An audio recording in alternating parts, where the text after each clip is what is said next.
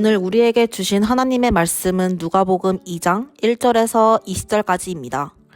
그때 가이사 아구스도가 영을 내려 천하로 다 호적하라 하였으니 이 호적은 구레뇨가 수리아 총독이 되었을 때 처음 한 것이라.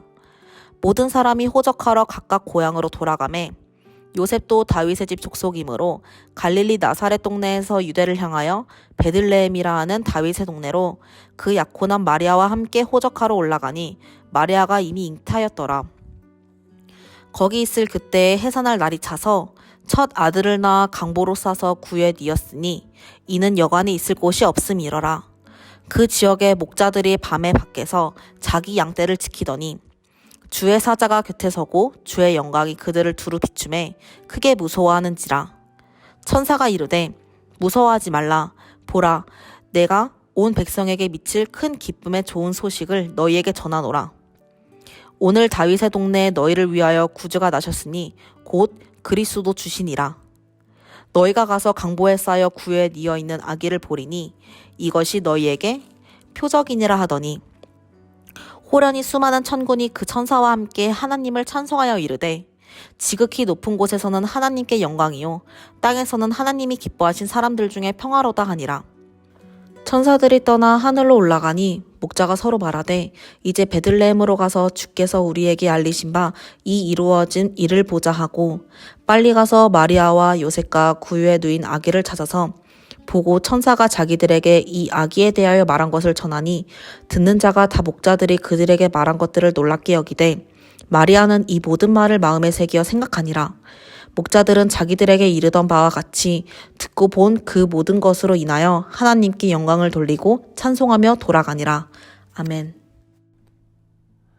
오늘도 주님과 동행하여 승리하는 복된 한 날 되시기를 바랍니다.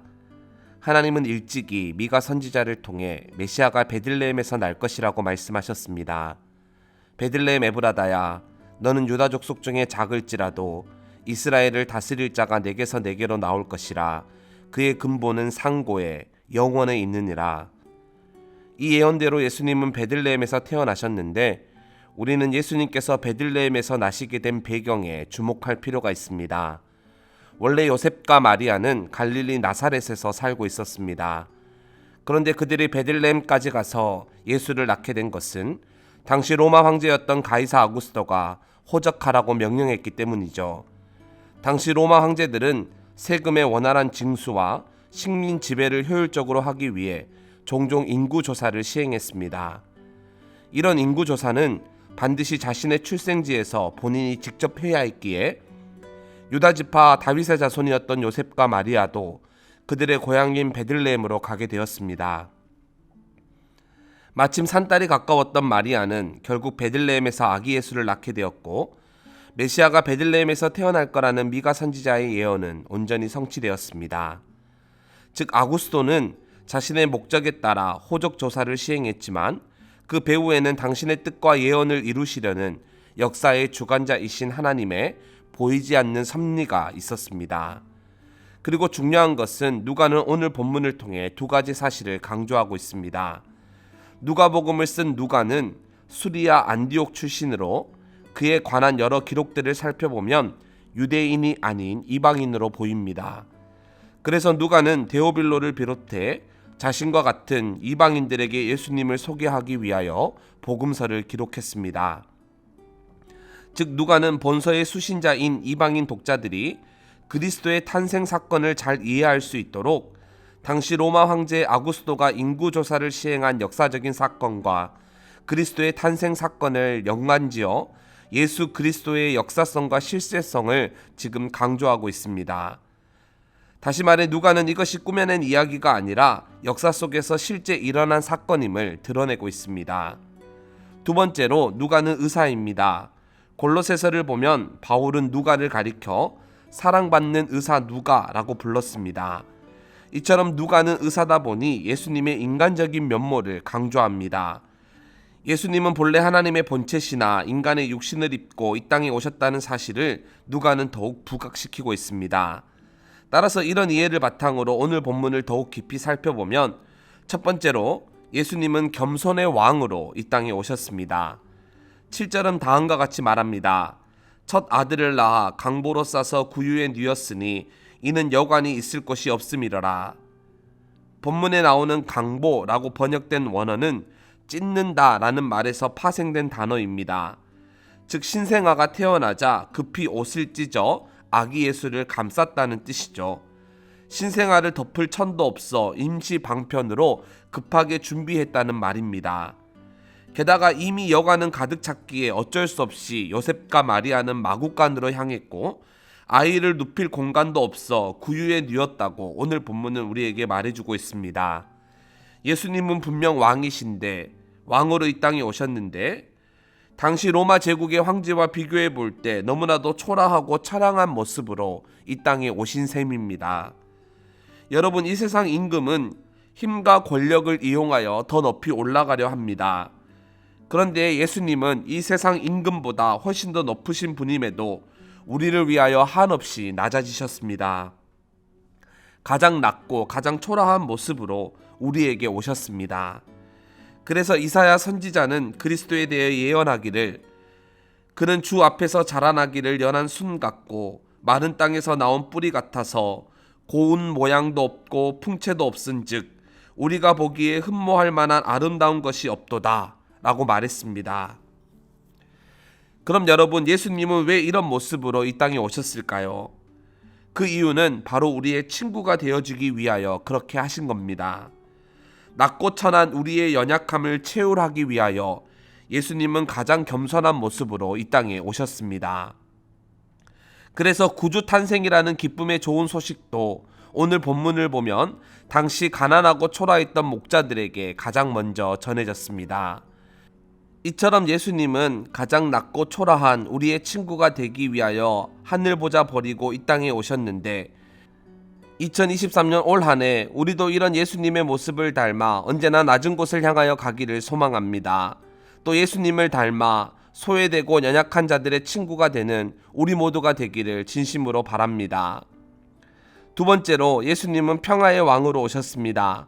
14절을 보면 지극히 높은 곳에서는 하나님께 영광이요 땅에서는 하나님이 기뻐하시는 사람들 중에 평화로다 말씀하고 있습니다. 예수님은 사람들에게 진정한 평화를 주기 위하여 이 땅에 오신 분입니다. 그런데 오늘 본문 11절 말씀에 오늘 다윗의 동네에 너희를 위하여 구주가 나셨다라고 말씀하고 있습니다. 여기서 구주라는 말은 헬라어 원어로 소테르인데 당시 사람들은 가이사 아구스토가 모든 전쟁을 다 종식시키고 로마의 평화를 가져왔다고 해서 그를 소테르라고 여겼습니다. 하지만 가이사 아구스토는 칼과 무력으로 만든 일시적이고 거짓된 평화를 이룩했다면 예수님은 십자가를 통해 영원하고 온전한 평화를 만드신 진정한 소테르이십니다. 정복하고 억압한 것이 아니라 오히려 화목제물이 되어 하나님과 원수들을 화해시키는 사역을 감당한 분이십니다. 그러니 우리도 이런 평화의 왕으로 오신 예수님의 모습을 닮아 이 땅에 진정한 샬롬을 이루어가는 주님의 사람들이 되어야 하겠습니다. 갈등과 분쟁, 다툼이 많은 이 세상 속에서 무엇보다 화해하고 화평하고 용서하고 용납하는 일에 앞장서는 평화의 사람들이 다 되기를 진심으로 소망합니다. 마지막 세 번째로 예수님은 찬양받기에 합당하신 왕으로 이 땅에 오셨습니다. 오늘 본문에 천군 천사도 또 양을 치던 목자들도 아기 예수님께 나와 무릎 꿇고 그를 경배합니다. 강보에 쌓여 말 구유에 누워있는 아기 예수님을 향해 찬양과 영광을 올려드리고 있습니다. 이처럼 예수님은 이 땅에 볼품없는 모습으로 오셨지만 그래도 겸손의 왕, 평화의 왕으로 오셨기에 우리의 경배를 받기 합당한 분이십니다. 낮고 천한 자리에 오셨지만 우리의 구원자, 우리의 구세주로 오셨으니 찬양과 영광을 받기 합당한 분이시죠. 그래서 바울도 다음과 같이 말합니다. 그는 근본 하나님의 본체시나 하나님과 동등됨을 취할 것으로 여기지 아니하시고 오히려 자기를 비워 종의 형체를 가지사 사람들과 같이 되셨고 사람의 모양으로 나타나사 자기를 낮추시고 죽기까지 복종하셨으니 곧 십자가에 죽으심이라. 이러므로 하나님이 그를 지극히 높여 모든 이름 위에 뛰어난 이름을 주사 하늘에 있는 자들과 땅에 있는 자들과 땅 아래에 있는 자들로 모든 무릎을 예수의 이름에 꿇게 하시고 모든 입으로 예수 그리스도를 주라 시인하여 하나님 아버지께 영광을 돌리게 하셨느니라. 그렇습니다, 여러분. 하나님 나라에선 자기를 낮추고 온전히 섬길 때 오히려 높아지는 역설이 일어납니다.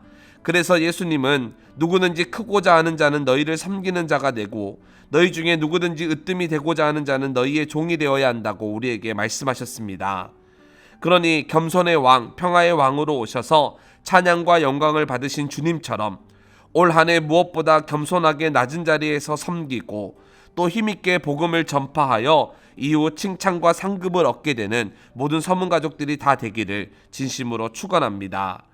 이 시간 들은 말씀을 기억하면서 이렇게 함께 기도하면 좋겠습니다. 첫 번째로 겸손의 왕, 평화의 왕으로 오신 예수님을 늘 찬양하고 언제나 그분을 닮아가는 우리 모두가 되게 하소서. 두 번째로 교회를 위해 기도할 때 중고등부 학생들이 이번 수련회를 통해 주님 안에서 꿈과 비전을 발견할 수 있게 해달라고 함께 기도합시다.